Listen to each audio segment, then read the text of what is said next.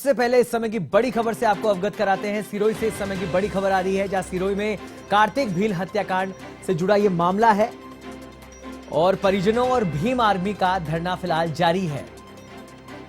आपको बता दें, कार्तिक हत्याकांड मामले से जुड़ा ये मामला है, जहां पर फिलहाल धरना जारी है। पिछले 13 दिनों से जिला कलेक्ट्रेट पर यह धरना जारी है। कई मांगों को लेकर इस समय धरना दिया जा रहा है। परिजन और समाज सेवी और आमजन इस जो धरने प्रदर्शन में शामिल है। बुधवार को बीटीपी प्रदेशाध्यक्ष डॉक्टर वेलाराम गोगरा भी पहुंचे थे धरने में। कार्तिक को न्याय मिलने तक जारी रहेगा आंदोलन, गोगरा का ये कहना था।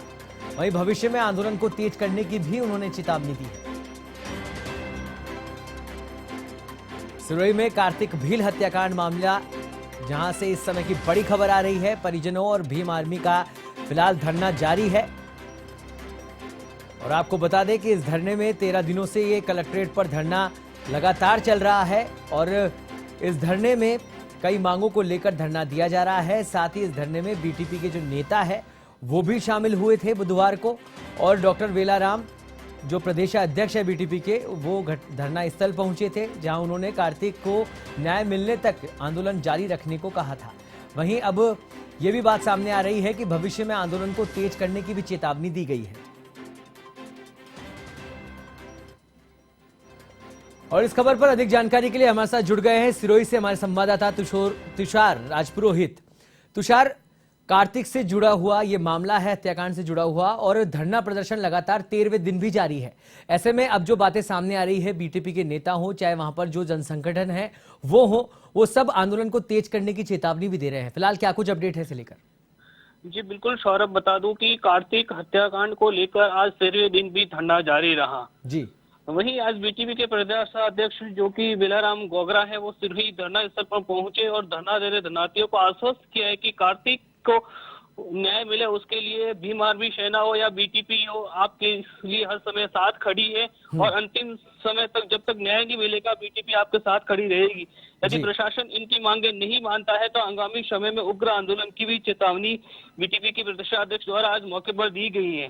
वही जब इस संदर्भ में प्रशासन से बात की जाती है तो प्रशासन का कहना है, जिला कलेक्टर का, कि बीटीपी की वाजिब मांगों को लिए हम तैयार है, लेकिन इनकी जो मुख्य मांग है, जहां पर कार्तिक का घर है वहां आवासीय पट्टा मांगा जा रहा है, जो कि आम रास्ते में है। विधि के नियमों के अनुसार उक्त जगह पर पट्टा देना नियम विरुद्ध है, इसलिए इस मांग पर अभी सहमति नहीं बन पाई है, जिसके कारण आज भी धरना जारी है।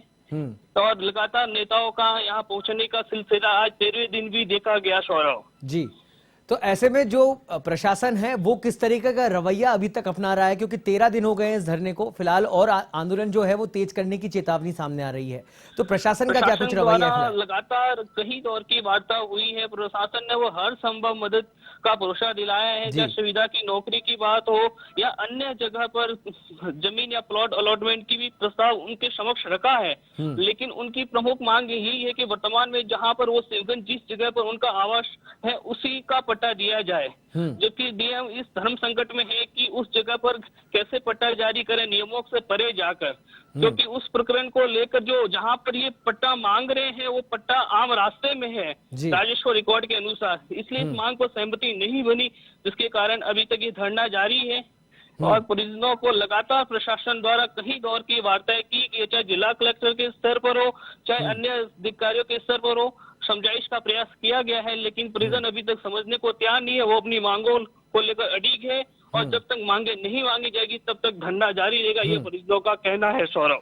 ऐसे में तुषार, एक सबसे बड़ा जो रोल है वो वहां के जो स्थानीय नेता होते हैं उनका भी होता है, चाहे वो विधायक हो चाहे पंच सरपंच जो भी हो, क्योंकि प्रशासन जैसे डीएम साहब आपने बताया कि वो कहीं ना कहीं उनके हाथ बंधे नजर आ रहे हैं। ऐसे में उन लोगों की किस तरह की प्रतिक्रिया है, वो किस तरह से इस मामले को ले जा रहे हैं?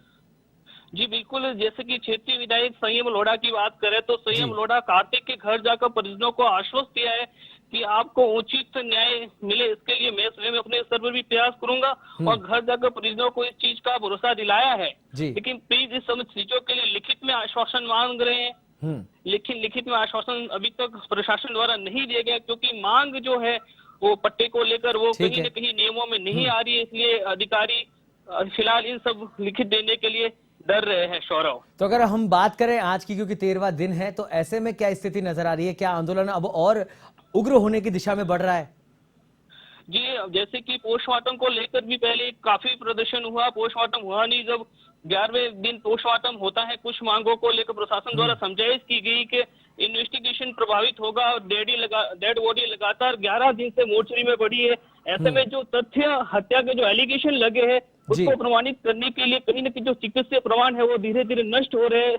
इस तरह उनको समझाइश कर बॉडी का पोस्टमार्टम करवाया गया और उसके बाद शव का दाह संस्कार हुआ है। लेकिन परिजन अभी अपनी मांगों को लेकर अड़ी है और उनका यही कहना है जो हमारी मांग है उस पर प्रशासन ध्यान दे, उनको मांगे, तब जाके हम अपना धंधा हटाएंगे। सौरव, तो फिलहाल ये कहा जा सकता है कि कहीं ना कहीं प्रशासन की कमजोरी है, टालमटोल का जो रवैया है उसके चलते ये आंदोलन अभी तक जारी है, धरना प्रदर्शन जारी है और जैसा कि चेतावनी दी जा रही है कि आंदोलन और उग्र किया जाएगा। बहुत बहुत धन्यवाद तुषार इस तमाम जानकारी के लिए। तो आपको बता दें कि कार्तिक हत्याकांड से जुड़ा मामला है जहां पर 13 दिन से लगातार परिजन और आम जनता धरने पर बैठी हुई है। कार्तिक को न्याय दिलाने के लिए जो बीटीपी के प्रदेशाध्यक्ष है वो भी इस धरना स्थल पर पहुंचे और उन्होंने कहा कि जल्द से जल्द अगर हमारी मांगे नहीं मानी गई तो आंदोलन को और उग्र किया जाएगा।